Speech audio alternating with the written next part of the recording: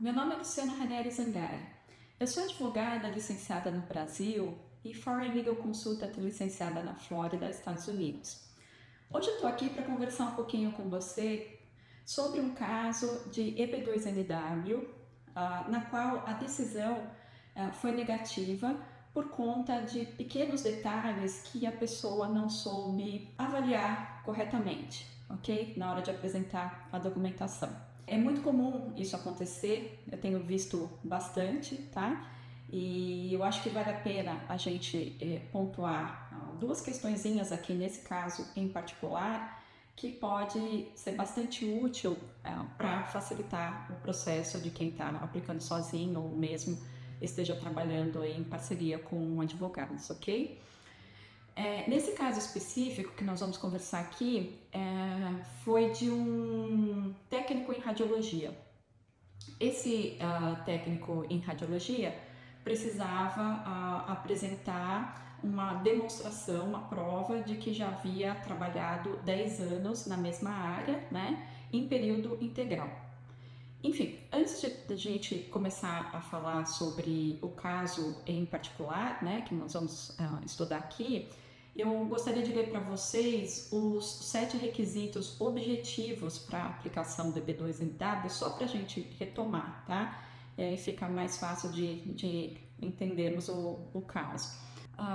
Vamos lá, são eles. Possui um diploma de mestrado, doutorado ou pós-graduação dos Estados Unidos ou de país estrangeiro, que seja equivalente.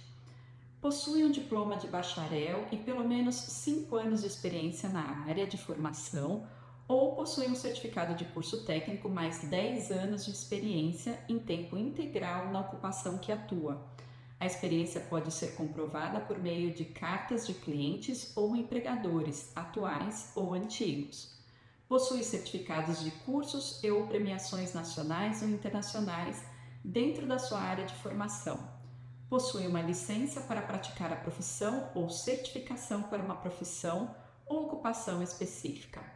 Prova de que recebia ou recebe salário ou outra remuneração por serviços em valores acima da média do mercado. É membro de uma associação profissional. Evidência de reconhecimento por realizações e ou contribuições significativas na sua área de atuação ou similares, entidades governamentais, organizações profissionais ou empresariais. Retomando esses 7 requisitos, aqui vamos direto à questão do radiologista que precisava demonstrar esses 10 anos de experiência, tá?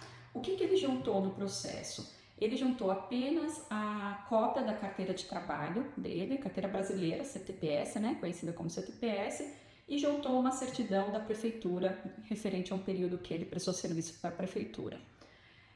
Contudo, esses documentos não foram aceitos pela imigração, simplesmente porque neles não consta a informação de que ele trabalhava período integral, full time, ok? A decisão ficou nos seguintes termos: o peticionante não forneceu cartas dos atuais ou antigos empregadores para essas posições de trabalho, como requerido pela linguagem clara e direta do regulamento. Quando o oficial de imigração fala como requerido pela linguagem clara e direta do regulamento, ele quer dizer, na linguagem clara diz 10 anos de experiência na mesma área, trabalhando full time, período integral. E foi aqui que a gente se depara, né, com esse ponto que não foi atendido. Via de regra, nós sabemos que a carteira de trabalho consta lá o nome do empregador, o cargo que você vai ocupar, o salário que você vai receber e a data de início do trabalho. Pode ser colocado ser inserida a jornada de trabalho no campo das observações no final da CTPS, mas isso não é comum. Por que não é comum? Normalmente nós assinamos contrato de trabalho com o empregador e nesse contrato de trabalho vai constar lá a sua jornada de trabalho, o intervalo para refeição e descanso, se vão haver horas extras, viagens, etc. Todos os termos do trabalho vão estar definidos no contrato. Então, nessa situação, ele poderia perfeitamente ter juntado o contrato de trabalho que já resolveria, já atenderia o requisito em si. Na eventual hipótese de não ter um contrato de trabalho, né, por alguma razão, são 10 anos, afinal, de experiência que precisa ser comprovado, ele poderia perfeitamente obter cartas de referência do empregador, tá? Como a própria decisão diz, né? O peticionante não forneceu cartas dos atuais ou antigos empregadores. E nessa carta de referência, uma única carta de referência na qual constasse, né, o período trabalhado, né, que é, no caso, período integral, e aproveitando já colocaria a data de início, a data de saída ou, eventualmente, se a pessoa ainda continua trabalhando, que continua trabalhando. E nessa carta já se aproveitaria para inserir os feitos que esse empregado realizou para a empresa, para demonstrar, né, as contribuições que ele trouxe para essa empresa que tornam ele uma pessoa diferenciada, com habilidades especiais, né, capacitada, qualificada para aplicar para esse tipo de visto, tá? Esse foi o primeiro ponto. Enfim, um único documento ou dois, né, o contrato de trabalho mais a carta de referência já seriam mais do que suficientes para atender esse requisito, tá? Um segundo ponto aqui, o peticionante precisava comprovar que ele possui uma licença para exercer a profissão de radiologista. Pois bem, ele juntou um cartão, né, um cartão do Conselho Nacional de Radiologistas, né, de técnicos em radiologia, no qual consta o nome dele e a numeração. E para corroborar que esse cartão tem validade, ele forneceu na petição o website para que o oficial de imigração consultasse o website e averiguasse a veracidade desse cartão. Contudo, aonde foi o ponto que ele falhou? Ele não trouxe para o processo nenhuma tradução de nenhuma das páginas do website do Conselho Nacional. E como nós sabemos, né, todos os documentos, todas as provas que precisam ser trazidas no processo imigratório têm que ser traduzidas. E apenas para lembrar, não é necessário fazer uma tradução juramentada ou notarizada, como nós chamamos aqui nos Estados Unidos. Uma simples tradução acompanhada de uma certidão do tradutor, né, afirmando que é fluente em ambos os idiomas, português e inglês, já é mais do que suficiente para ter validade num processo imigratório. E bastava ele juntar uma única página do site, ele não precisaria traduzir todas as páginas, na qual constatasse a informação, né, do que o oficial de imigração estava buscando, ou seja, que aquele órgão realmente é responsável, tem legitimidade para conferir esse tipo de documento para o aplicante. Eu, por curiosidade, entrei no site do Conselho Nacional de Técnicos em Radiologia e já logo de cara, na primeira página, já cai na informação de um regulamento, na qual, nesse regulamento está bem claro que esse órgão, né, ele normatiza e regulamenta a profissão de tecnólogos em radiologia e é sim o órgão oficial, né, para conferir esse tipo de documento para o aplicante. Então, seria bastante simples, essa única página traduzida já resolveria a questão, tá? E foi aí que houve a falha do aplicante. Eu vou ler aqui para vocês o trecho da decisão. Embora nós reconheçamos que o cartão de identificação parece estar relacionado com a sua ocupação de técnico radiologista, o peticionante não forneceu prova com tradução certificada em inglês para demonstrar que o Conselho Nacional de Técnicos em Radiologia é o órgão oficial do Brasil para expedir certidões. Nós concluímos que a afirmação não sustentada do peticionante não é suficiente para cumprir o seu ônus da prova. Então vejam, dois pontos bastante simples. Ele precisava demonstrar que trabalhava a período integral, primeiro ponto. Segundo ponto, ele precisava comprovar que aquela carteira emitida por um determinado órgão, né, pelo Conselho Nacional de Radiologistas, era uma carteira realmente oficial. E como ele faria isso? Através da tradução. E Infelizmente, por conta desses dois detalhes que não foram observados, ele teve o processo dele totalmente indeferido, tá? E nessas circunstâncias, o que eu trago aqui? Eu gostaria de passar algumas sugestões para que vocês refletissem com carinho, né? Seja porque estão aplicando por conta própria ou com o auxílio de um advogado, a obrigação de fornecer a documentação é do aplicante, né?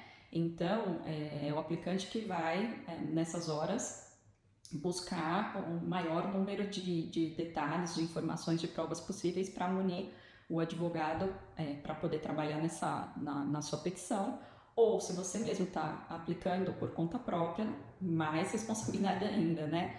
De fazer um double check das suas documentações, tá? Então, primeiro ponto, muita atenção nos comandos de regulamento de imigração, tá? Isso, na verdade, não se aplica só para regulamento de imigração, se aplica para qualquer tipo de lei, decreto, documento legal, o que tenha conteúdo jurídico. Você precisa observar todos os detalhes do texto, tá? Cada vírgula importa, cada palavra está ali por relevância, por importância específica, não foi colocada ao acaso, não foi colocada à toa. Por conta disso, é muito importante que você observe, né, se o documento que você está apresentando está abordando exatamente tudo o que está falando no regulamento.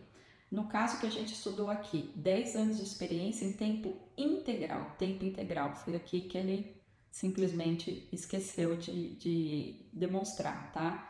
Então, tem que ficar claro que o peticionante trabalhava 8 horas por dia, infelizmente, no mínimo, né, 8 horas por dia, e infelizmente ele não conseguiu demonstrar isso. Uma segunda sugestão que eu deixo aqui para vocês refletirem. O oficial que está fazendo a avaliação do seu processo é um estrangeiro. Ele não conhece a legislação do seu país, os seus usos e costumes, os órgãos públicos do seu país, enfim. Ele não tem essa afinidade, né? Ele analisa processos de diversos países, tá? Por conta disso, a CTPS é um exemplo claro, né? Que é um documento que existe apenas no Brasil, não existe aqui nos Estados Unidos. O oficial não tem conhecimento de como funciona, do conteúdo, da estrutura e tal. Por conta disso, é muito importante que a gente tente entregar a documentação de forma mais detalhada possível, tá? Com todos ainda que haja um excesso de informação, você já demonstrou um conteúdo, mas você já tem ali um outro material que pode complementar isso, não tem problema, né? Vamos pecar pelo excesso, mas não pela falta. Esse detalhamento, a forma mais didática possível que você puder apresentar essa documentação, vai facilitar muito o trabalho do oficial de imigração e com certeza vai evitar esse tipo de indeferimento, ok? Esse é um outro ponto. E, por fim, antes de você anexar qualquer documento no seu processo, faz um exercício de avaliação, tá? Tenta se colocar na posição desse oficial, que é um terceiro, que está lá levando a lei ao pé da letra. Principalmente porque esse oficial, ele vai dar uma decisão embasada em provas, tá? Ele assume, o oficial traz para ele uma responsabilidade da decisão que ele dá, não pode ser uma decisão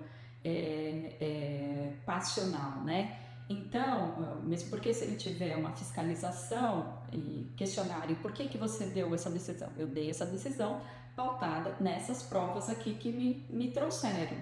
Por conta disso, você tem que fazer esse exercício, tentar enxergar de fora. Eu que estou de fora, nem tudo o que é óbvio para mim não é óbvio para esse terceiro que está fazendo a avaliação. Então, pega o documento. Esse documento que eu estou juntando no processo é relevante? Porque também alguns excessos desnecessários, né? O excesso que comprova, ok. Um excesso que faz sentido, ok. Mas um excesso desnecessário que acaba desviando a atenção do oficial é ruim, tá? Então, esse documento que eu estou juntando é relevante?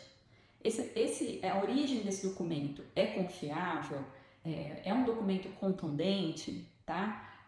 Contempla absolutamente todos os requisitos do regulamento ou preciso de um documento adicional, né? Para cobrir essa lacuna, como foi o caso da CTPS. A CTPS dá lá todas as informações, porém não consta a jornada de trabalho. Faz esse exercício, coloca a ansiedade de lado, que eu sei que não é uma tarefa fácil, mas faz esse exercício antes de juntar o seu documento no processo ou antes de entregar essa documentação para o profissional que está lhe auxiliando no processo, ok? Esse é só um exemplo que eu queria trazer aqui para vocês. Eu vou verificar a possibilidade da gente fazer outros estudos breves aqui sobre o tema para auxiliar os aplicantes, né, clarificar um pouquinho a mente, né, de todos aqui que estão envolvidos nos processos de B2NW. E eu sugiro que, se você está aplicando para esse tipo de processo, antes de dar início ao seu pedido, que entre na página, né, da USCIS, onde tem as decisões administrativas, tá? Que são as AAO's Decisions, e avalie lá. É público, você pode ler os conteúdos, fazer filtros e ler os conteúdos e avaliar onde que as pessoas estão errando para que você possa aprender com esses erros, ok? Então, seria isso, e eu desejo a todos sucesso, muito sucesso na sua empreitada, e fico à disposição aqui para ajudar no que for necessário. Muito obrigada!